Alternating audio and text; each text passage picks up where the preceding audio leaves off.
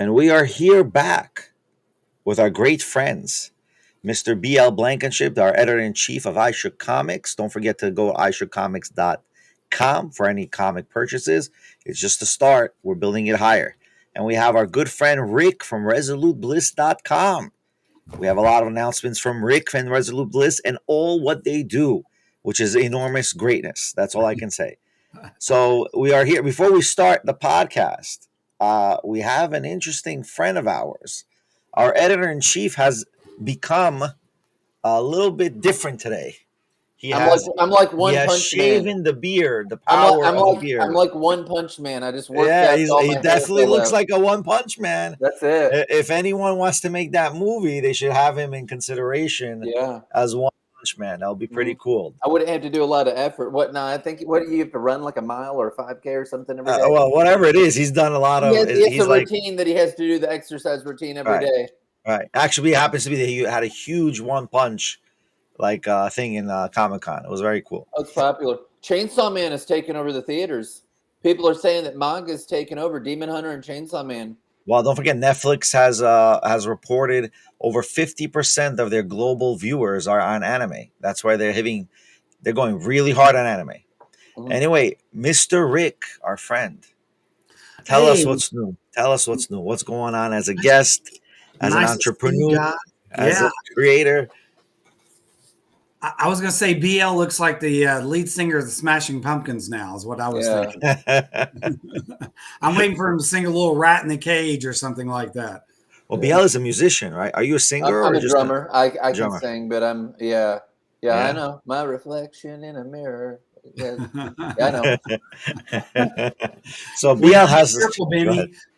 We gotta be careful. He's gonna break out in song. We're not gonna know what to do. Yeah, we're not gonna know. We're just gonna have to hit the beat or something. I don't know, man. So talk to us. What's new in your end, and then Ben, tell us what's new in your end. That's what's going on. I didn't see you guys for a long time. A lot of things happening. Thank you for having me back on the show. Appreciate it, guys. BL, I've not been avoiding you. We're working on some things as well. But here's our big news right now. We are in the middle of 2 Kickstarters. Our first Kickstarter, I'm going to brag a little bit, is for Gasp. I have a publisher's copy of it. Super excited about Gasp. It's been up for about 15 days now. It's got 11 days. We got fully funded within 2 days. Wow. It went through the roof. So Gasp, and it's a funny thing, it's the most simplistic comic, but it's 40 pages, quality material, great stories. It's 3 anthologies in it. It's what we're supporting. It's what BL and I have also been talking about. The main starter story is mine. After the main starter story, then we go into like other stories. That's Oz that you got up there right now. Sorry. That's also. Yeah, I got you. But I'm going to be bragging about that one in a second. So all my emails. That cover looks amazing. All right, let me switch it out. Gasp. Right. This is about Spearfinger and the lore that happens in Appalachia. So couldn't be happier that it got funded so quickly and so fast. And I don't know, just super excited. That cover people are going to remember. It's one of those covers that just jumps out at you. So I love it. So I like the logo of Gasp. It has that pulpy kind of Tales from the Crypt kind of thing going on. Do you know the story about the logo? You were talking about it before. Let's see it closer so people can see. Where's the logo? Is the logo here? The word Gasp. Oh, you mean the gas? Oh, like in graphic design, you should know this, Ben. That's not called the logo. That's the title, right? Well, it's the logo and title for this book. Okay, I got it. And then that is done by the famous Don Simpson, Megaton Man, and known for so many other things. He did that many years ago. The image on the right is the original Gasp book. I have a great story if you want to hear it. We actually sold 40,000 copies of that many, many years ago, but we had one artist that was in the book that was offended by that cover. So the cover on the right is actually Gasp Zero. That was done with Rick Veitch, Stephen Bissett, John Tolbleton did that cover. Myself, Drew Hayes, we all put that together, but one guy was unbelievably offended with the cover, said he wouldn't put his stuff in. The problem is he was already solicited with Diamond. At that point, if you change and you yank an artist out that was solicit it, then retailers can return the product. So at that point, they're going to buy as many as they can and sell what they can, then return the rest. So, Wow. That's just insane. Yeah. Yeah, you This should write a this dude contract next clearly time they wasn't in can't give an horror. egg. Yeah. The people that I've dealt with in horror, and I've wrote a bunch of horror books and all that, not offended by anything. And that's just endearing, It's warning labels have sold a bunch of books of mine. It's just like, you're not even going to be able to handle it. It's like, that's the book I want. That's a great crowd. They're not going to be bothered. You just go for the throat. It's cool. It's its own thing. It's like comedy. If you're going there to comedy club or whatever, and you can watch all these YouTube videos about this, don't take it too seriously. right. But at the Absolutely. same time, it's a good lesson you're giving to future entrepreneurs in the comic industry or in the rights industry. You got to be careful with that kind of thing. But either way, Diamond is bankrupt, right? From what I heard. So okay. Yeah, they continue to disassemble a little bit more and more each month. There was a lot of hope that sometime over the summer that they were going to make a commitment to trying to turn that around and actually get back into the comic game, but that's a dream at this point. So, Right. I'm wondering. but anyway, so GASP stands for Giant Anthology of Small Publishers. That's what we put out. We're actually supporting all our GASP stuff. Love that Don Simpson we're using his original logo that we got from him years ago. It was a dream to always bring GASP back. GASP is one of the books that I want to continue to push and work with. I want to find other writers and artists as the secondary or third stories in the book. That's what we're doing. We put together a committee that takes submissions and stuff like that. They read them all. Then I'm supposed to, if I don't have an artist, or if they didn't have art, I assign an artist to them. If they do have an artist, then, or in other words, they did the art and the story, then they make those decisions. I'm a little bit behind on it. I know BL's mad at me probably about that, but I'm fine. I'm chill. With GASP, we always had GASP 1 and 2 already done, and then the hopper. And then, of course, our other big issue that we have that's coming out right now that's on Kickstarter, and that was the cover you threw up there, and you've got the other cover as well, is Oz, the Nightmare in Emerald. Super, super excited about this series. We just went through a massive round of rewrites on Oz. And you might say, that sounds like a kiss of death. But I got an idea that I could not walk away from. I was so excited about it. I talked to my artist about it. He's like, that's the best idea I've ever heard. So we did a complete rewrite on number 1, which put us a couple of weeks behind on it. So Oz number 1 is up there. There it is. Dorothy walking across the yellow brick road. She is definitely not the Dorothy that you remember. This Dorothy was visited by somebody, and she was summoned back to Oz. It's a mystery of who summoned her and why they summoned her. So I created not only a horror genre with the Oz Nightmare in Emerald, I went a little bit different with it. I put a big mystery in there as well. That was what the rewrites were to make the series a little bit more fun. I tell people I actually wrote this story when I was 8 years old. I finally matured the story to be adult. It is a dark story of Oz. The Scarecrow, the Tin Man, the Lion, they are not good guys in this story at all. They're the bad guys. The witches are the good people. And we've got to find the wizard. So it's a totally different story. And where this kind of sets up at is in the first issue, you find out that Dorothy has a story to tell, and L. Frank Baum says, I don't like your story. I want a happy story. And so it drives her kind of mad that he won't tell what's really going on in Oz, and he's just trying to sell books. And then that's one of the reasons why she has to go back to Oz. Now, we're up on Oz on our funding. We're about $400 or $500 behind before we get fully funded on our Oz book. So we're trying to make that last push. It's the best thing that Resolute Bliss, I think, has put out at this point. I've seen your other Oz stuff, and it looks spectacular. The storytelling was great. The previews that you had, I love the Tin Man and his backstory, which I would only leave that to you to tell. I won't say that, but it's dark and it's really cool, and I like how he went from a good guy and became warped into something much darker. Thank you very much, Bill. I like that and appreciate all of that. And that's kind of the goal. It was to make that story. That story is a fun story. It's a fun, dark story. And it kills me when I see how fast GASP gets funded. And it's like, why is Oz, which is a known commodity, and so many, I'm surprised that it's still about $400 or $500 away, but I mean, we have several days, so hopefully we'll get there. Because that's the story I really want to bring to life. I really want to focus on Gasp and Oz over the next year and a half, because we have 4 issues of Oz actually done, rewritten, colored, edited, drawn, and ready to go. So we love where we are with these 4 issues. I don't know if it's going to be 6. I said originally it's going to be a 6-issue arc. I might have to push it to 7 because there's another piece I want to wrap up. But I love where the Oz is going, and just super excited about it. And I actually have an announcement to make regarding that. Wasn't 100% sure this was happening, but I felt pretty confident. I just got yesterday for issue number 2, Chris Bakula's cover. And it is amazing. He hit that out of the park. So I got it. Actually, I got it probably last week. So super excited that got a cover from. So 11 days to go on that. So we're trying to close in on that goal. That video is.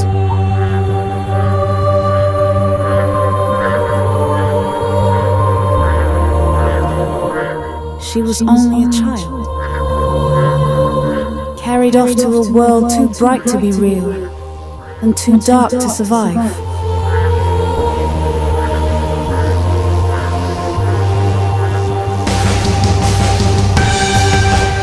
A place our world would come to know as Oz.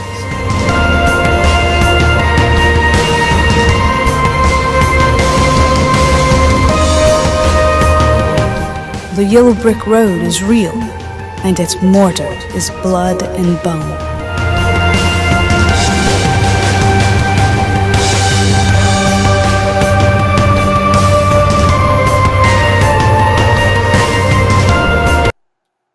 Sorry about that. I think there's going to be an echo.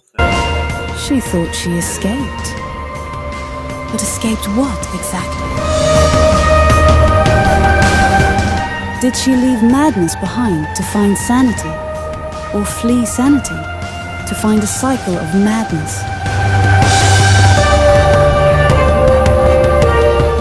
She was told it was all a dream. He wrote it down as stories for children. But the truth has a way of clawing its way back to the light. Oz will always find her. This is not the Oz you remember. This is the one that was buried deep in the scared girl's mind. Clicking your heels won't take you home this time. Oz, the Nightmare in Emerald, coming soon to Kickstarter from Resolute Bliss. Thank you, Benny, for running that. That was awesome. no, pretty good. Listen, it's pretty good. How did they make it? Like, was it a little AI? No, there's no AI in that. Good. That's good, important to tell people. Yeah. So Les used to work. Les is the cover artist and the interior artist. Les used to work for animation years and years ago. Really? So that's actually in his wheelhouse. That's what he does. So he and I actually started. Here's something that nobody knows. We're working on 3 little animation shorts right now. We create this little plushy line of Oz stuff, and they're kind of cute, but they're very evil, if you will. So I've wrote the script for him to get him ready. Les has been trying to work on it. And as he went back to his old animation days, he started pulling that kind of stuff together and making it happen. So he pulled that. That was beautiful. I loved it. It's not AI generated. He is using programs of all his work and stuff like that. But he has already done 3D digital designs on every one of our characters, on everything else. So, wow. But we had to have. That's good for the viewers to know, right? So they. You're right. You're right. I would have just a side point, like maybe upload the video, re-upload it, and write not AI generated or real generation. Yeah, it is, and that's a great point, and probably should stress that a lot. Because right now, that's what Instagram is doing. They're all saying AI or Sora, whatever, you know. Like we got to make that differential, you know, when we promote things. You're right. You're absolutely right. So, but I love the video. It looked great. Video's Thought he awesome. hit a home Video's run very with good. it. And like I said, I love that he has so much history and experience in animation. And he's excited. And like I said, we're going back, and he did 3D modeling. Just to give you an example, I'm trying to walk away for a second.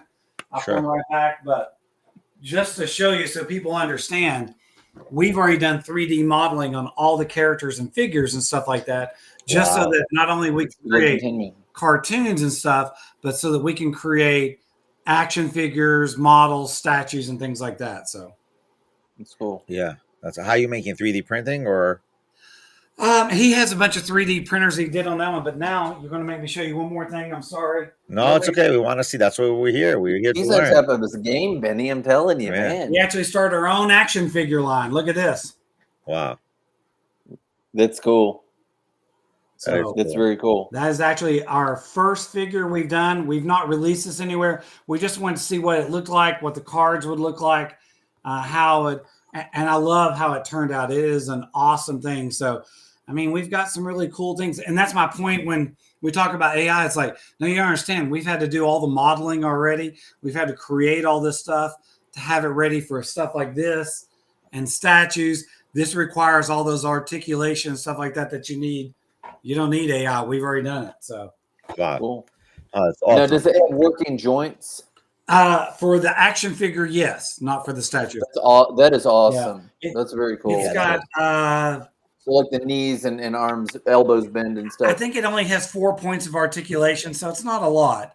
But hey, 4 points of articulations. And like I said, I'm not selling this. This is my personal, because this is something I love. But I love this thing, and we are going to consider producing a bunch of these depending on how well the Oz series does. And we are actually put a couple of these up on Kickstarter. I don't think people realize how big these are or cool these are, but these are one of a kind that are up there. So what is that, 6 inches tall or what? Oh no, if you go from base to axe, that's probably 12 inches.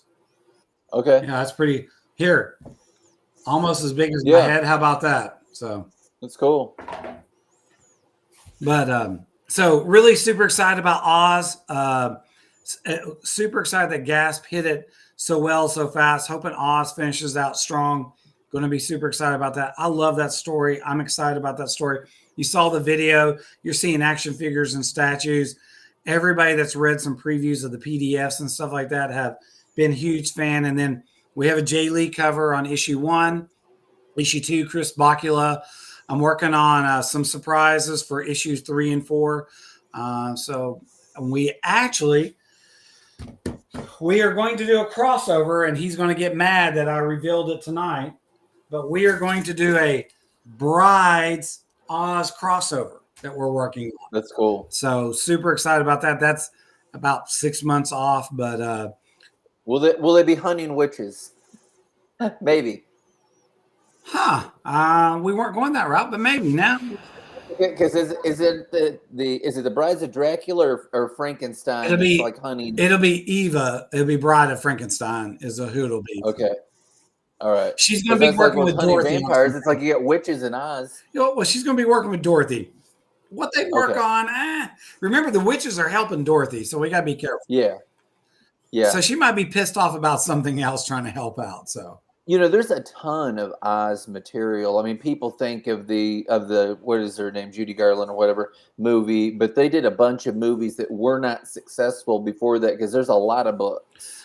I'm not like super familiar with a lot of them. I don't even know if the Willies were in the books. I just know that they were in like Disney's thing, and I loved it. And people are like freaked out by it, freaked out like Stephen King's It freaked out, which that had an epic first episode.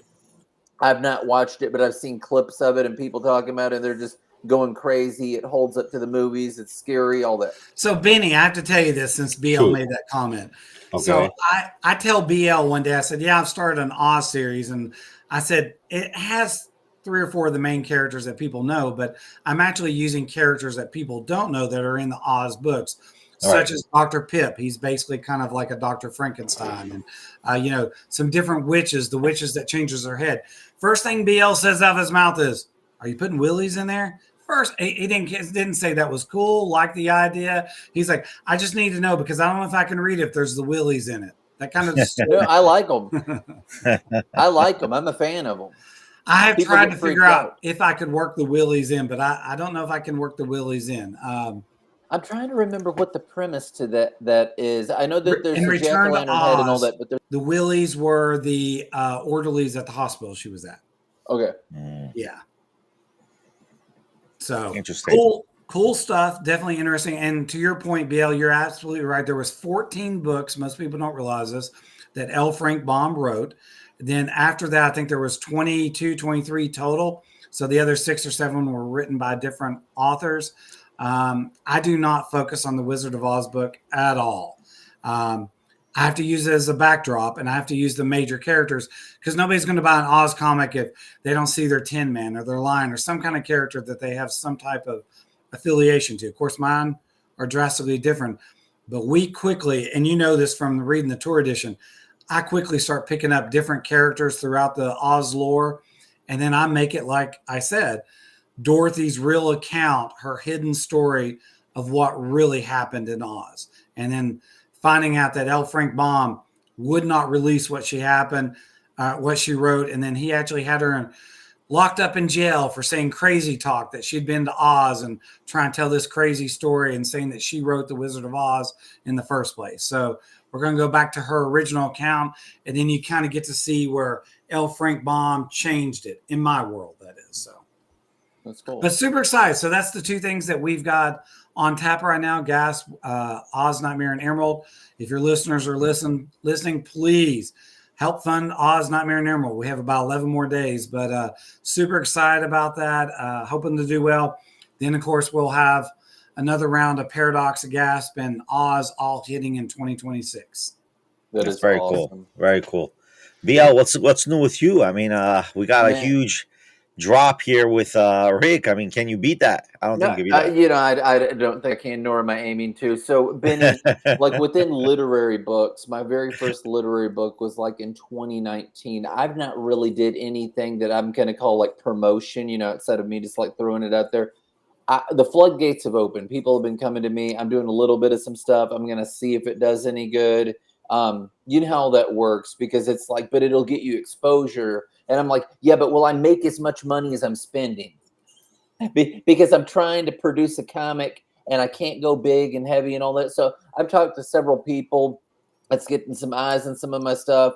We'll see. Again, I've had books out there since 2019, where we're talking like 30 books or something, and all under 2 names. So yeah, I've got fiction, nonfiction, all that, but I mean, I'm focusing on my fiction. So that's all the BL Blankenship stuff. It's all together on Amazon. All that is. The nonfiction is Benjamin Blankenship. But we'll see what happens, here in the next while. I've been sharing reviews and stuff where people have been like reading some of it, and all of my books pretty well are on Kindle Unlimited. So I don't quite make $1 off of them. It goes by page turn. So if it's a novel, I'm going to make like way more than a comic book and all that. If it's got like 244 pages, you get 0.004 or 0.005 cents per page that the person goes through them. So if it's something meatier, I'm making more money than like a 20-some page thing. Well, you got to get all your books on KDP, not just on the Kindle. I mean, yeah, honestly, if you got the 30 books, are they all for KDP, print on demand, or no? I use Ingram Spark for the physical copies, and then I have. Yeah, but you can go to KDP. You don't have to use Ingram Spark. Ingram Spark is superior. I've used them both. So that's why I do it. I have to interrupt here because I'm curious. What I've not announced to you guys is I have a book coming out at the end of the year. It's about paranormal scuba divers. And just so you know, I'm a paranormal scuba diver, and I've written a book about paranormal scuba diving. Super excited about this book. I'm one of the few people in the world that actually holds this certification. I'm actually going down this road right now at this moment, trying to figure out, and I was looking at KBD, Benny, to do my books. So I'm kind of curious, why is one better than the other? Because I have to make this decision over the next 2-3 weeks. Well, okay. So let me say my thing, and then I've used them all. I've used. I will say what I would think, what I suggest to do. I suggest to do Look, I'm taking KDP. notes. Yeah, no doubt, no doubt. I suggest to do KDP, and then also use either Ingram Spark or BookBaby, or there's another two that do it. Why? And I'll explain to you why. And it doesn't make a difference. You can have two different products, two different books with two different ISBN numbers, produced and published by someone else. It makes no difference. The benefit of KDP is that they will be able to push your item, and if you do enough SEO marketing on the Amazon page, you're good to go. But I personally suggest anyone who's an author should have their own author page as a website. Your own author page, and there's a process how to do either Wix or any other platform. Wix, I think, is better than Shopify if you're like a one standalone author, right? Because you want your material to be promoted. You want your material to be searchable on Google. And now when you create a website, it's not only going to be searchable on Google, you're going to be searchable on Bing and on ChatGPT. So that's the benefit. I mean, if your a website can pop up in ChatGPT with LLM indexing, is where you want to be. So there's a lot behind it. So when I went to Comic-Con, I offered all these individuals who were there selling their comics. I'm like, I want to resell your comic because I'm paying for SEO marketing. I'm paying for the SEO. Do you have the extra funds to pay for the SEO? Go for it. But if you don't have the extra funds, I'm paying for the SEO. Drop ship through iShookComics.com, and then you'll make more money, potentially. And it doesn't make a difference. I always tell people, oh, but if I'm on Amazon, I can't be there. No, you can be there.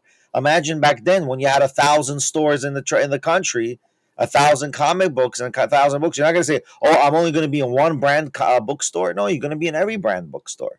So you have to be everywhere, because the other thing people are forgetting, and this is where a lot of individuals forget in the social media space, and these are the comic developers and book writers. They're forgetting that what are these publishers are doing for you? If you want to be a hybrid publisher, what are they doing for you, or hybrid author? They are doing the SEO marketing and the backlinks for you. They're getting the press releases for you. They're doing all that for you. They're quoting your book for you. That's where we went in and started to do iShookComics.net.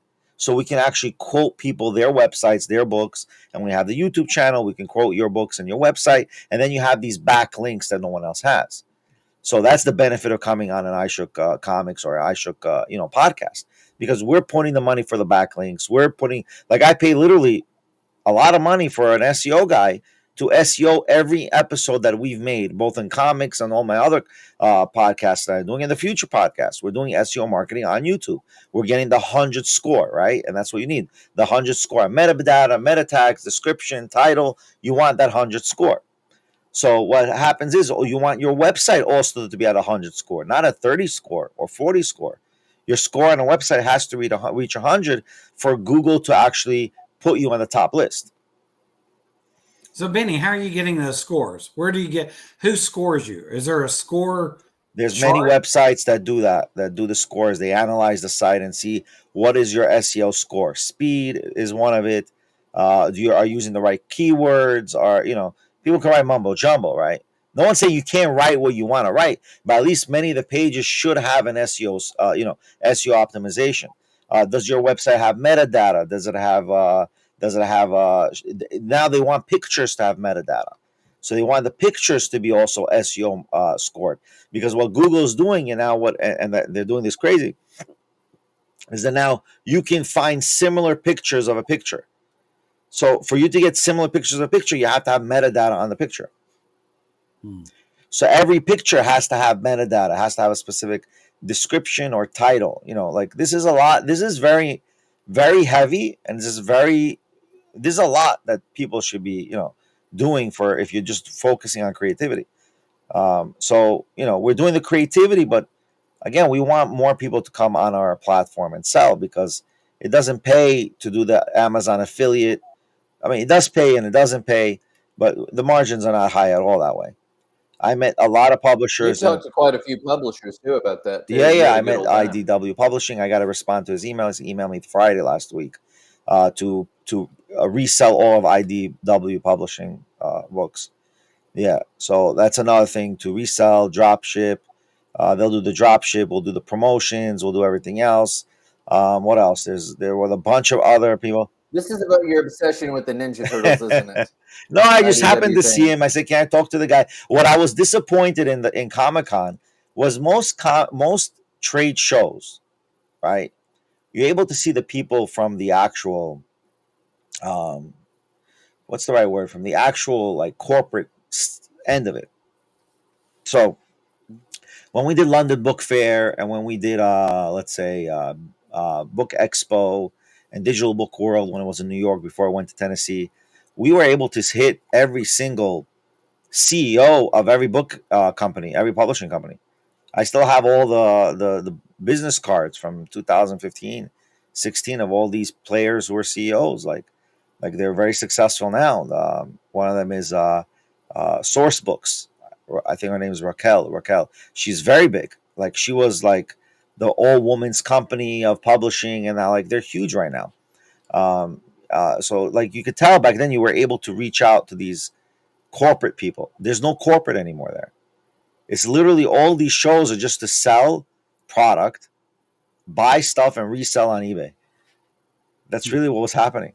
Well, they had a bookstore day because they showed pictures of Todd McFarlane there. Let me jump in really quick. Yeah, he was there. They had a thing there. Let me Tom answer Rick McFarlane. But I think it real was a quick. joke because I went to the downstairs for the autograph lines. I said, "This Yeah. is the biggest joke in the world."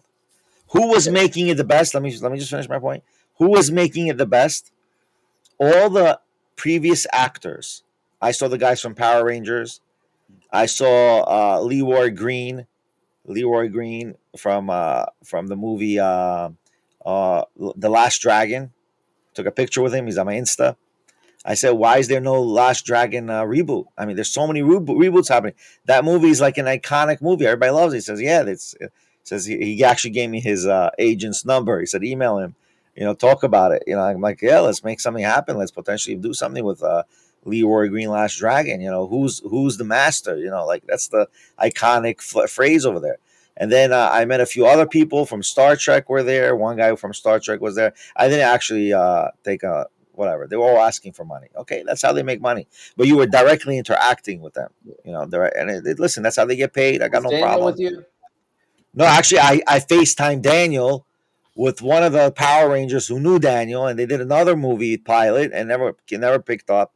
And I'm like, yeah, I know Daniel. He's a partner of mine. We're doing a Daniel movie. Baldwin, if you're wondering. Yeah, He's yeah. in I'm like, we're doing a movie studio upstate with him in my property, and I'm like, look, like let's. And he says, no, I don't believe you. So I'm like, okay, I'll FaceTime Daniel. I just FaceTime Daniel on the spot. They bring me behind the table, and we're like talking with Daniel. I'm like, there you go. Now I know Daniel. Yeah. That's He's a super guy, very nice guy. So back when I Daniel's went the ahead, most awesome person you'll ever meet in your life. By the way, he he's is the a super. coolest person in the world. Uh, Go ahead. Okay, so back when the first thing that I got into is I did Book Baby. Book Baby cost me like $1,200 or something to do. I'd totally avoid that. The next thing that people say is they're like, man, you can get onto Amazon for free. You can. The fault with just going on Amazon is that it's just Amazon, and I get it's the biggest online bookseller and all that. But when you're an author and you're trying to get out there, you're trying to cast the net wide, which is what led me to Ingram Spark. Ingram Spark right now, they're not charging anything to set up books or anything. You can pay for your own ISBN number if you want to, or you can take their free one that probably has something to do with how much money you're going to get off of some sort of sales or whatever. I'm not sure. I've always taken the free one. I've also did draft to digital, and that's the word draft, the number 2, and the word digital. They were only at whatever point online stuff alone. And now I believe they do some print stuff. I haven't messed with them in a while, but that's another site that does it.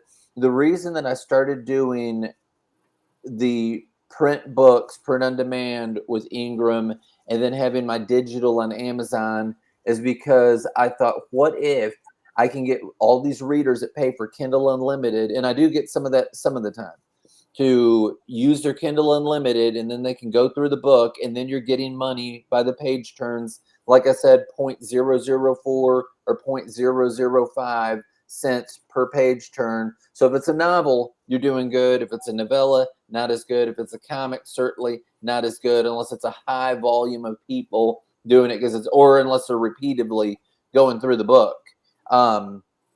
But I yeah, personally say go Amazon first run, see how it works, see if you because can get. if he goes with Ingram, you get this. Somebody goes on Barnes and Noble's website, you can get your book. They go on Target's website, you can get your book. I'm not making these up. These are Yeah, it's you true. go to Yes, Walmart, you can get your book. that's true. So on Yeah. and so forth. That's why Ingram. But then But like the difference is in Amazon, they give you the top rated list. So Amazon gives you the list. Like for example, if you're going to be in the category of paranormal or scuba diving, you can reach the top list, right? So they have a list of the best sellers for that week or that it's that month. way anyway. It's that No, way anyway. not in Walmart, No, no, not on no. Walmart's I mean, website. with Ingram, Ingram has their own charts I and get lists. that, But but you're on most people are Amazon that not. way too. Yeah, but most people are not. They don't know Ingram Sparks. I'm telling you, that's more of a B2B company as opposed to Amazon, which is a It's B2C huge. company. It's worldwide. Here's the Yeah, deal. yeah, I agree with you, but I'm just saying you can do both. If I would. somebody So my suggestion. Listen, I'm not denying. Again, Rick can make his own decision. We don't have we've to fight. published about the same number of books, by the way, Benny and me. Most of his are nonfiction, mine are fiction, but we published around the same amount of books. It's 30-ish. Go ahead. Yeah, but I haven't. But most of the books are you're the author. I'm not the author of those books, so I didn't know I that, just but a okay. publisher. Yeah, yeah. I've only published one. I've only written one Hebrew book, and I have a lot of books on the side. Right now, I'm working on two books. One is called God's Reset: The Making of Genesis, and the other book is The Real Adam and Eve, which is more, religious type of book. So, right. Anyway, that's So my here's my. my Go ahead. question. Go ahead. There's a setup that you have to do there's a certain type of formatting. I Yeah, don't think Amazon does it. Does Ingram Sparks do it? they you get a template from each one of them. Yes. And that's how you do it. It'll tell you by the template. So on Ingram Spark, when you put it in Amazon, I haven't done it in a while, but it seems like it's about the same. And I'd say, hey, it's this many pages. I want the book to be this size and all that. And then for the cover thing, it'll let me download a template, which it can either be like a Photoshop file or a vector file or what. I'm an Illustrator guy, so it's going to be a vector file with me. Yeah, I use But Illustrator. I don't use Photoshop on yeah, those downloads. but nonetheless, you get that thing, and then that way you can do the cover. You have the spine area. It's got all these little lines that you're gonna like delete out, so that way you know where everything's positioned, and so it's laying right and all that. Okay. And they have hard copy, soft cover. They Yeah. have color, in page color. They have all the options, and they also have custom options for customized cut-ups, customized trims as well. Cool. So Okay. they're available. I mean, I would suggest, like, my opinion, Amazon and Ingram Spark, do them both. Don't even hesitate. So here's the deal with My Ingram. opinion. That's my So opinion. say somebody's ordering my books from Ingram in England, and they have. It gets printed from one of their printers that's closer to that person. So it's not shipping overseas from some printer here in the United States. It's whoever the printer is that's over there, or if somebody gets it in Australia, and they have not a lot. I'm bigger in like But KDP does the Western same Europe, thing, right? and I no, I don't. But I know Yeah, that Ingram KDP does does the that. same thing. KDP, if let's say you're printing in Europe, they're printing their on-demand print houses are either in Germany and in France or Spain, those three, and London, of course, as well in the UK, and then in the US they have, I think, like four in the four. They I think they break it in regions. In Canada, Sorry, yeah. so they have the regions and they have a lot more. I actually had a conversation with a KDP specialist or person on the phone. I'm like, how do you guys do the print on demand, and why can't you do the right and left hardcover? So they said they have a lot of printers who don't know how to do right and left hardcover, and therefore they just leave it alone. They don't even get into it, which is doesn't make sense because Japanese books, well, really Japanese books, even though they're right or left, they're really mostly soft cover. So I get where they're coming from, but okay, it is what it is. But nevertheless, or maybe they just don't want Hebrew books flooding Amazon. I don't know. Because if you I have know that happening, you don't understand what's going to happen tomorrow. Everybody's going to I be know I did a flip. I know I did a flooding it. flip book, a flip comic, which I had to remove because Zorro's trademarked. Right. But on the other side, it was Fukat Mama #1, and I just had those pages and that part of the cover upside down. That wasn't left to right though, but because you flip it. Yeah. But I mean, you can do any kind of weird thing like that. But it seems like they do give you a left to right in Ingram. I know they do. I don't know if they do hardcover that way. Yeah, I got to Or check out right to maybe. left. You know what I mean? Yeah, maybe I gotta see if Ingram does the right to love. That'll be awesome. Book Baby gives you like a requirement of I think 25 minimum. You gotta do 25 minimum to be registered in their system, and then you can go one by one. Which is I think I gotta see if they still have that caveat requirement Book when it Baby comes to the right. is so high dollar. It's not worth it, man. I I like did Bookie one Baby. thing. Listen, I do well with him. I do well with him. Yeah, I was one and done. Right, I do well with them, honestly. I mean, between me and you, I like them. I mean, they're cool. It I stressed me mean, out so much. All my hair fell out, man. I mean, oh yeah. That's why guys Ben had to shave his beard because he didn't want his head to get jealous from the beard to get jealous of the head, so he cut off the. Either way, I think that's the whole thing. Listen, I personally like Comic Con. I met Seb from oh my god, I'm gonna botch his company. From what was his company again? Seb from they're saying Carbon IDW, Comics. From Carbon Comics. Carbon Comics. Okay. Yeah. Yeah, I met Seb. He's supposed to do a podcast with us also. Cool. He promised me. Hopefully he'll fulfill the promise. I paid a lot. I bought a lot of comics from him. Have you been to New York Comic Con, Rick? I have not, but it's on our schedule to go next year. Yeah, because you've been like to a lot of different, like a ton, and because I was like, I wonder if he's been to that one or not. No, we almost went this year. We almost went last year, but next year, I'm probably doing my applications in the next 2-3 weeks. I mean, I know we're doing Heroes Con. I know we're doing Baltimore. New York Con is one that's on there. I'm still going back and forth in San Diego. I've done San Diego before. It's just so far to get to, and Mega? I hate to ship all that stuff is the problem. So, Do you like MegaCon? so and Benny kind of brought this up a second ago. You have MegaCon. I like as a fanboy.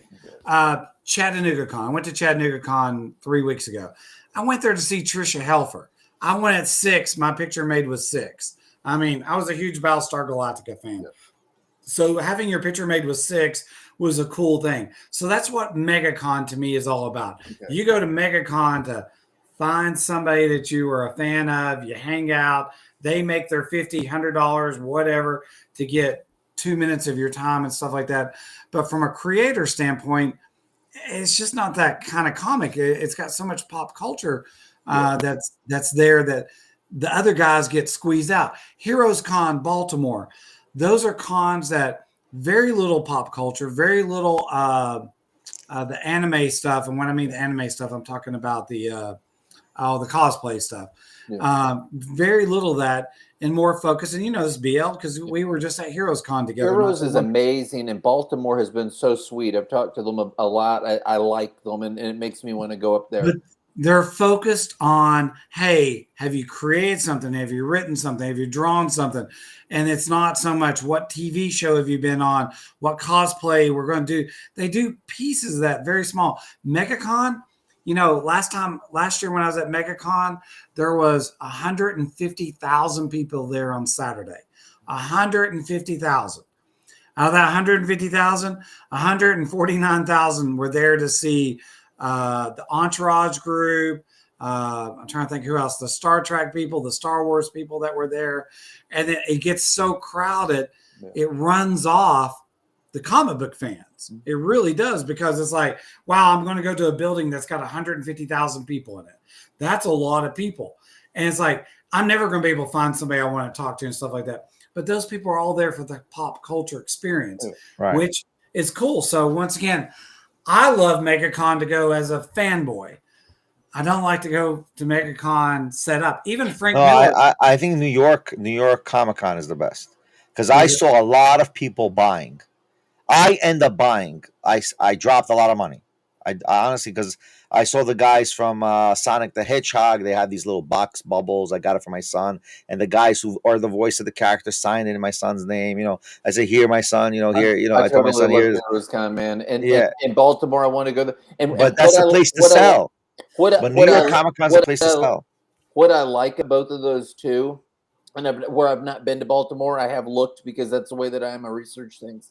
The hotels are right close. Like a Sheridan's pressed right up against Baltimore. There's a Hilton that's just like a block or two down the road. So, I mean, you can just like get in a hotel and walk there. You don't have to drive.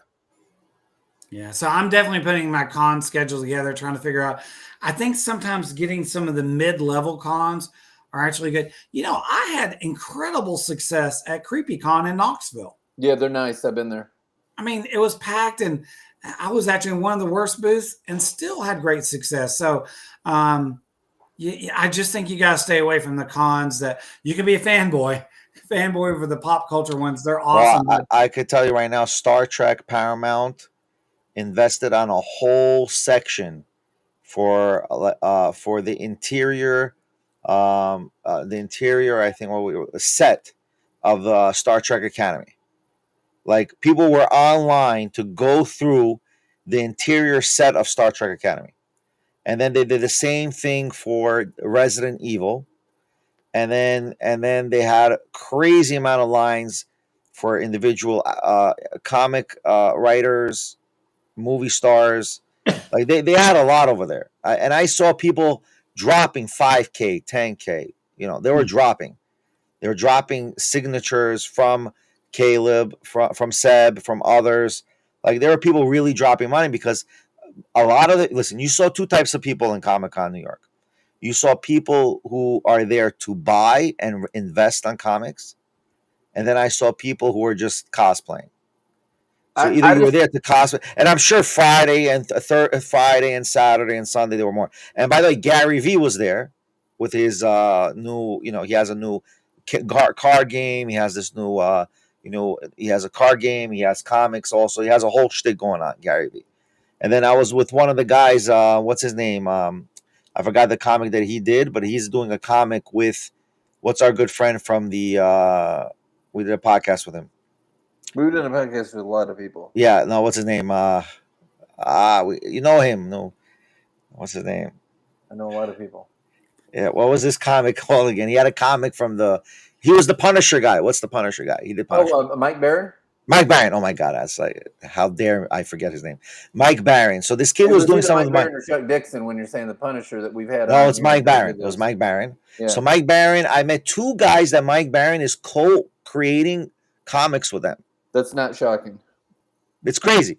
And then the guy, one of the young guys that was there, I forgot his name. He said he'll also come on a podcast. And he told me that he got a private invite with Gary V, and a private party invite in Gary V's house or something. I don't know what. Like when you get into New York Comic Con kind of thing, you're already connecting. So I'm personally thinking of taking a massive booth for 4 days and just promoting Super Black Comics, and that's it. Like, see if we can get to that level. Before you know it, you're gonna be like, we're gonna have the young blood characters on the cover sharing it with it. You don't know what I'm talking about. That's like every Image comic right now. Yeah. Hey, Vinny, I think you should get 5 booths so I can get on the end and cut me a deal. I'll pay for that 5th. No, just come into our big booth. We'll put like I always thought that if we can go like 5-6 companies like one, right? We'll be the retailer. You guys be like the IP, sell your stuff. I don't care, right? The idea is that if we break even is the idea, right? But the idea is getting all these connections. And I can talk. Like I was with my camera guy. He was like, how you close? I went to every single person. I'm like, here's my business card. I want to sell your stuff. How do I sell your stuff? They're like, what do you mean you want to sell my stuff? I'm like, I want to sell your stuff. So what do you mean? He says, listen, I've been in the book industry for 20 years, 30 years. I want to sell your stuff. Are you able to sell like I sell? I don't think so. Give me your stuff. Let me sell your stuff. And then some of the guys, I said, listen, would you like to draw covers for our comic or posters, right? I said, like, come on board. Like, let's make something happen. Like, I'm hitting these people up to also make, connections. So now the issue is like, I can't also have this huge booth and sit there. I got to go around. I got to communicate. Ben can sit there. That's his job, to sit there and sell the product. Daniel can be there. Daniel will also probably go around, but Daniel's job is like sit there cutting autographs or whatever it is. That's why right away when I came from Comic-Con, I re-engaged with our comic artists to finish issue 1, because issue 1 is on a specific style. So now issue 2 we're going to do with a different style, and then issue 3 with a different style, and then it's going to be 13 issues 1 year, the first season, right? And then we're going to do the second season, and I have a few other comic ideas few other IPA projects. But I'm going to tell you one thing that I've learned in this comic thing. If we can create like a comic, and this is why I think we spoke with Mike Barron about this. If we can create a license of all these characters, we can create our own huge super universe. We can compete with DC Comics. All we got to do is get everybody on board and say, listen, we're going to create this entity. You know that DC everybody will share to that entity, right? Huh? I'm just saying that because you're saying that you know that they're up at the top right now, right? They're up at the top, but you got to understand what they're not doing. And I asked one of these hybrid authors, I'm like, and I asked her, I'm like, why is it that nobody is here? None of the big wigs are here. Like you have DC over there, you have everybody was over there, but none of the major players there. None of the people who make decisions. I even went to that game. What was the game that everybody plays? I didn't realize it was a board game. When you say none of the people that make the decisions, are you talking about Bob Iger? Are you talking about Jim Lee? Who are you wanting? No, they used to have. Who are you wanting to say? They used to have what we call in English. Well, you know English, right? But they used to have people who made decisions, like the PR guy or the retail guy or the distributing guy. They used to have one guy who was a representative in all these shows. They stopped sending them there. They're only sending people who are salespeople there. That's it. Salespeople and managers to sell merch. That's all who's there. No one who's in charge of the IP or has any decision making is going to these events anymore. It's not happening. What's his name? Is it Erickson for Image? Is that right, Rick? Image Comics. Is it Erickson? Is that the guy's name? Oh, Erickson. Yeah, I'm sorry. I thought you said Eric. Yes. Yeah. That's the guy that makes the shots for Image. That he says it happens and it happens. Right, but even then they have, like, for example, I went to London Book Fair. We've met Gardeners UK, which now they're actually in the US. I'm going to try to hit up Gardeners UK in the US to try to re-engage with them and doing drop shipping with them. But we started drop shipping in 2015, 2016 with them.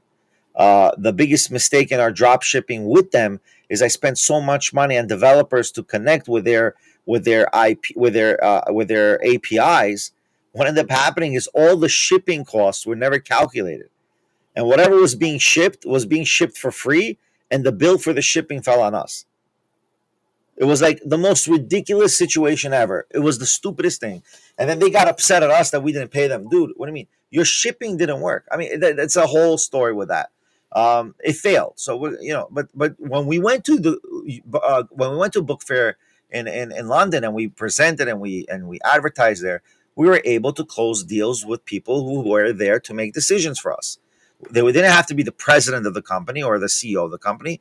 They were the executives of the company there. And they got many executives. But they don't have that for DC anymore. They don't have it for anyone over there. They have it for very few. I was lucky to even meet the person with IDW Publishing that was there. There's another game. It's called, let me tell you which game it is. Warhammer? I didn't read. What?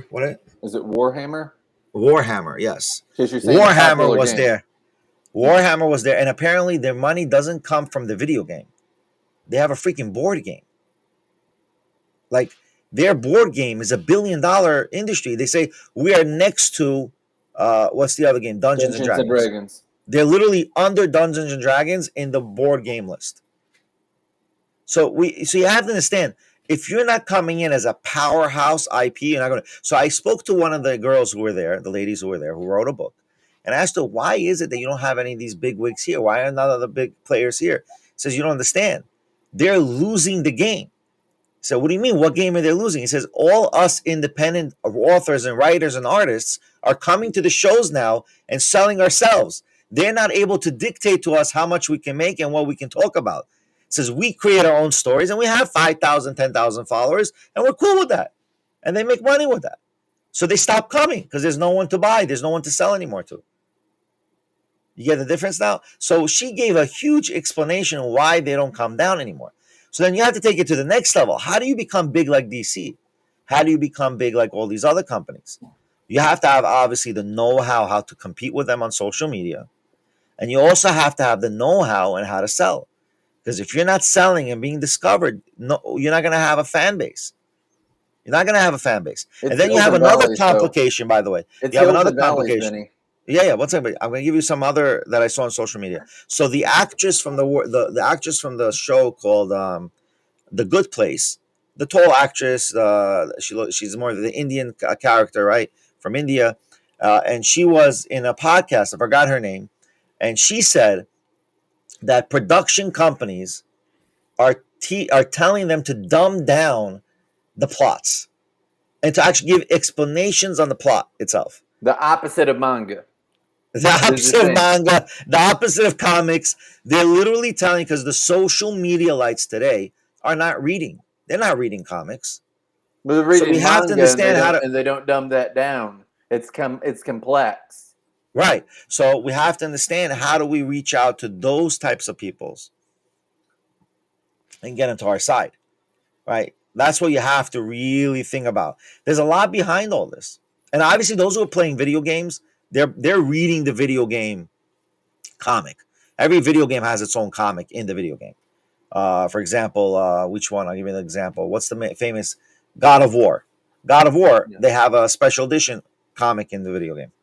And you can read the comic on PlayStation. So if you want the big bucks, we got to think big. As a group, we got to think big. That's why, I try to get Ben to get us, more and more people on the podcast. Like, we should be collectively creating a universe together. And sharing on that IP or that company itself, a separate entity. Doesn't mean you can't make. And I told people, so Rick, I think, mentioned this. He was afraid, but the licensor of the character. I'm like, listen, you do your thing. I'm not here to own your company.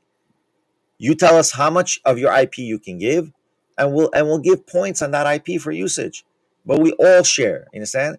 Which and eventually will boost up your own IP. Because if your IP is discovered on a bigger IP, they're going to say, I want to read more about this IP.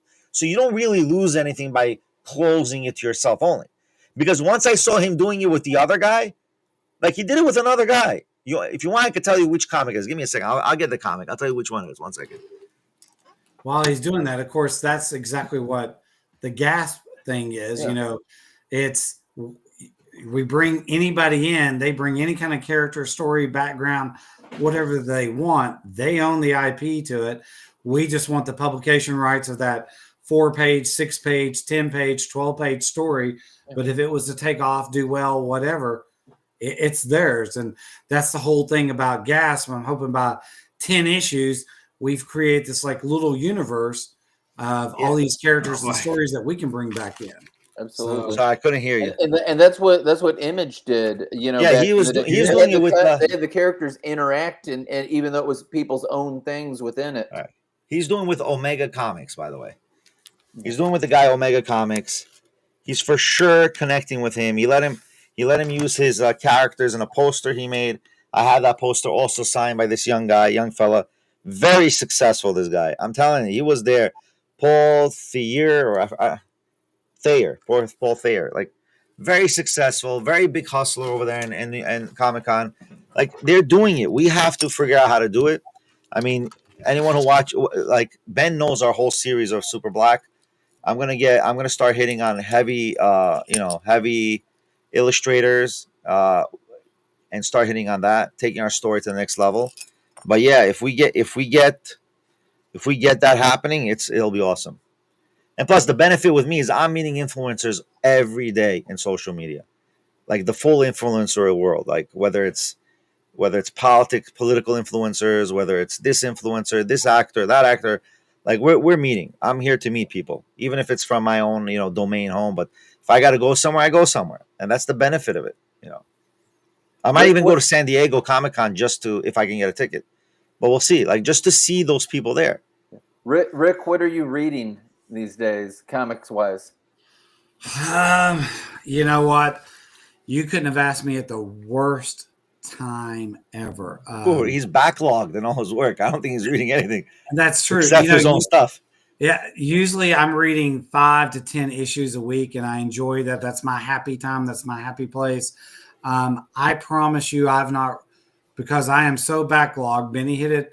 I haven't read anything in about 5 weeks. And I have had so many people give me stuff to read. People say, you've got to read this, and, shops and stay. And I'm like, I've even got to the point, it's like, don't give me anything to read because my stack is this big, not this big. It's this big, and I feel horrible. So That's all good.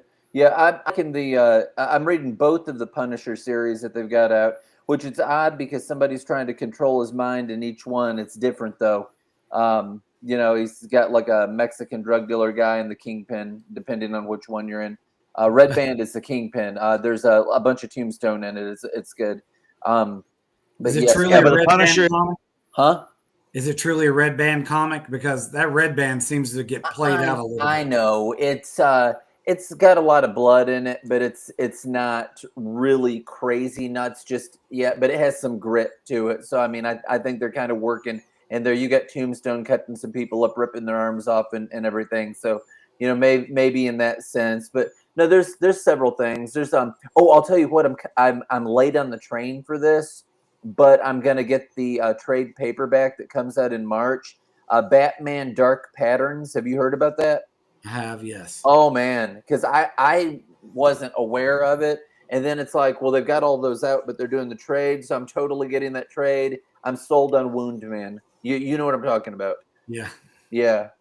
But I'm in Batman Second Night, Dan Jurgens. A handful of things. You know what? There was an episode, and I don't know if you've ever read any of these at all, but somebody asked Perch. You probably know who Perch is online. They asked Perch, or like, if I only had the money to buy 3 comics, what comics do you think it should be? And of course, he told people, write what you think in the thing. He's really big on those Ghost Machine series, which I've never touched. Geiger was his number one. Those are huge. Huge. The lines for the Ghost Machine guys are the longest lines at any convention. He said that they're great, and he was talking all about them. Junkyard, whatever his name is, and Redcoat, and Geiger, and whatever the other stuff is. Hyde Street. I think that's right. Yeah. Yeah. But no, I've never read them. I've not touched them. But he's like that. I've read like the Redcoat, and it's actually I actually like Redcoat, and I'm pretty well. I'm only like I don't think I'm actually behind on that at all. And I've read the Hyde Street a little bit, and so it's actually decent stuff. I do. Geiger looks like Dr. Phosphorus. Yeah, it does, doesn't. Yeah. I can't wait till season 2 comes back so I can watch Dr. Phosphorus some more. Oh yeah, he was enjoyable. Yeah, I just wanted to know. I just pledged $182 to your Kickstarter about 30 minutes ago. Just for Oz. Yeah. Awesome, Benny. Yeah, awesome, thank you. I actually wanted the piece, the character. The character. Is that the? Well, I want to personally thank Benny and give a shout out. Thank you very much. No worries. So that's just want to tell you now towards the end. That's awesome. Yeah, listen, guys, I support you, Rick. You're awesome, and I love that idea. We should definitely get like a huge booth, 10 by 10, 20 by 20, whatever they got available, and Benny, just get I'm a bunch in. of people. You know, just get a bunch of people. You gotta say, hey, let's do it, and I'm in. So yeah, but we got closed deals also. I still want to do that the Roblox game. If we can create a Roblox game, dude, with all these Roblox! characters, You know about all the bad stuff that's went on with Roblox. Yeah, because honestly, they're not really protecting the kids. It's a big problem. That's the sting. Fortnite is doing it. Grand Theft Auto is for sure doing it. They have ways to report, but also you have to understand you're dealing with kids. Kids are not able to discern between who's what. Like you think you're dealing with the kids. I think they should have parental approval for audio communication. So, I mean, you know what that means, right? Something that they need. Yeah, something like that, right? Like they got to do some audio. So they're doing a whole class action lawsuit against Roblox. Will they win? I don't think they're going to win. Roblox is going to pay a penalty, and they're going to make a few fixes, and then it's going to go on. But you heard what Instagram is doing now. Instagram just rolled out their underage accounts.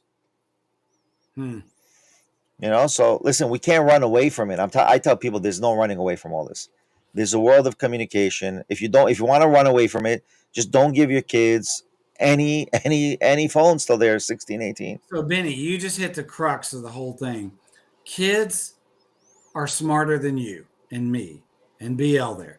If they want to get into something or find a way around it, they're going to get it. I did as a kid. I was smarter than when you're 16. You want to figure out how the 21-year-olds do it. They spend all their time figuring that out. We as adults, we don't have to figure that out because we're adults. And so then you're getting adults trying to create systems to stop people, slow them down. The only way that you're going to stop them is you can't give them any kind of phones or anything like that. Yeah, that's the only way. And that's why it's funny. Somebody keeps saying, hey, you got to get into the TikTok videos. Yeah, well, when my daughter helps me, I will, because I haven't been able to do that yet. And she's light years ahead of me. Certain things, when we have conversations, she is so far ahead of me. I'm a smart guy and I do a lot of stuff. But that's but guess what? They can't do what we do. That's true. And that's the problem. Like they don't know. They are living in technology creates a fragmented dissemination of information. When you're creating a comic, a book, that's a holistic piece of information, right? So most youngsters don't know how to create holistic information, which is a thought that starts from the beginning and can go 300 pages on till the end. For them, it's 20 seconds, 30 seconds, max 3 minutes if it's a reel. And even these reels, they cut. There's data that shows most people cut after 30 seconds. So it's crazy stuff. It's like I'm watching Big Bang like in reruns, right? And I'm like, I love Big Bang, by the way. Yeah. If Big Bang was running today, do you think they would understand the Big Bang? Do they understand any of the equations? I mean, I barely understand it, but I'm like, okay, I get what he's referring to, right? But I don't understand the equation. And those equations and all those jibber jabber that they're talking about is actual real information. It's real thing. They made it as real as possible. So, like, I think there's going to be a resurgence where kids are going to go back to human intelligence. Like will.I.am says, human intelligence is better than artificial intelligence. And the reality is, listen, in the Jewish community, the Hasidic community, nobody has a phone. You go to Israel. One time I went to Israel. I was in a what's it called, in a burial area of many of our elderly scholars from hundreds of years ago. I go to this Hasidic guy. I'm like, please take a picture of me. He looked at me like in shock. You're asking me to use a phone? Like it's illegal for a religious community to use smartphones. Benny, I'm like, one second. And then who did it? An Ethiopian Jewish guy was there, and he's like, "Yeah, I'll take a picture." Benny, I saw a video with this dude out in New York City, and he was in a heavily Jewish community, and he's talking to him about politics and all that. But there were signs, and it said that it was a kosher phone, and it was the flip phone because you can't go on the internet or anything with it. Yeah. They have a kosher phone, which is the kosher phone, and it's the flip phones or the flip phone. Yeah, that's the kosher phone. It's the not smartphone. It's because you just use it to call people. Yeah, but they have another organization called I'm not going to mention the organization's name because they don't pay me to promote them. But there's another organization that they actually get into your phone. They put a password in your phone. They lock certain things to prevent you from watching pornography or seeing certain types of, because you have those features already in the iPhone. The iPhone has those features to block certain sensitivity levels of what you can search, right? So this technology that blocks it is just we're not implementing it, and many parents don't know they exist. Like you can give your child a phone and say, okay, I'm gonna block Safari in searching, and you can block what type of searches it does. You can see nudity. You can actually write certain types of nudity levels, right? So, but then what's going to happen is those nudity levels, those pictures won't show up. But then the medical sites are not going to show up either. So that's the catch-22. But I'm sure they changed that. That was like, I knew about that 4 years ago. I'm sure now it's even better. They're able to know which sites to allow and so on and so forth. So there's a lot of features there that if you would give a child a phone, that's the way to give it. To give a phone where it's like kind of blocked and it's a password you have to enable or disable, right? You can enable GPS finding, and they can never cancel it because it's under your password. You know that they have these like box devices that you can get for your TV, and you can edit stuff out. And back in the early iterations of it, because we had one, if you have it up on like the strong severe thing, and if you think you're going to watch a religious program, it'll just bleep that thing like wild, because anytime they say God or Jesus, it assumes it's profane. Right. And by the way, I think they sued that company, the film industries, because they were editing the movies, which was a copyright. I think I saw an article recently about that. Oh, yeah. They totally did. Yeah, they sued them. Which doesn't make sense. You're just increasing your numbers, right? You're increasing your viewership. because you have those edits. It doesn't make sense to me. Anyway, listen, guys. I think we had a great podcast. We learned a lot. We taught a lot. We heard a lot. And honestly, these things are very important. I think in the comic industry, because I think the comic industry needs to survive and overcome. I mean, there's a huge. I told you guys before. Maybe I didn't tell you, but there's a huge renaissance of Barnes and Nobles opening 60 new Barnes and Noble stores after closing hundreds. Like they're now opening new ones. I'm shocked by that, by the way. Yeah, that's crazy. Because the CEO realized how to make it like an experience as opposed to just going to a Barnes and Nobles. Like they're doing book reads over there. By the way, I have a brilliant idea. Anyone who wants to invest, my goal is to open a iShook Comics bookstore in Manhattan. Flagship store, like an experience type of store. An experience type of store. Like a production kind of store with coffee, with coming in to see comics, buying, and also actually being entertained in a podcast setting with an audience with comic creators and comic writers and celebrities and so on and so forth. Like that's my whole potential dream on that end. It's in the works. It's in the works. I'm working on it. I'm coming to Manhattan to check it out. Yeah, well, when it's a grand opening, I'm inviting all my friends. That's for sure. Awesome. Everybody's coming. I'll be there at the grand opening, Benny. If you're having Yeah. a signing, will you Thank you. have somebody walk out and tell the last 4 people they've got to go home? No, we're not doing that. So what would we do Wait if a they? minute. I have to make a joke though. Go So ahead. does anybody ever watch Seinfeld at all? Of Yes. course, that's all the story. Yeah, Okay. Uncle Leo, do you remember when he went to the bookstore what he did? that I don't remember that episode. No, I Uncle haven't. Leo walked into the bookstore and he'd always steal the books and put them in his pants. And Jerry's like, "What would you do? Why are you doing that? You can't steal that." He's like, "When somebody asks me, I'll just say I'm old and I'm confused." Benny, when I walk in there, I'm old, I'm confused. Just take the story. Rick. I got a guy to just. I'm gonna tell my guys, watch Rick. Watch Rick. I'm Make- old, I'm confused. Make sure you help that old man and the confused man that he doesn't pocket anything. I'm just kidding. Yeah, but I think that's going to be the future. I think in reality, where the bookstore is not just a place where you buy comics, it's a place where you have podcast events and you have a whole audience behind you shopping while you can do a podcast behind like a glass, No, and Benny, the reason why that's a good idea, and where a lot of companies are starting to figure this out, and I've been there for a long time now. Anybody can sell books. Anybody can sell underwear. Anybody can sell food. What's going to be the differentiator is creating experience. That's the only reason why social media exists in the first place. Right. That's the only reason why Facebook, Instagram, Reels, all that, because there's an experience and you feel connected to stuff. That's why they exist. So if the bookstores want to survive, they got to create something that creates a community and gives you an experience. That's it. No doubt. That's the big 100%. secret. 100%. I agree with you. 100%.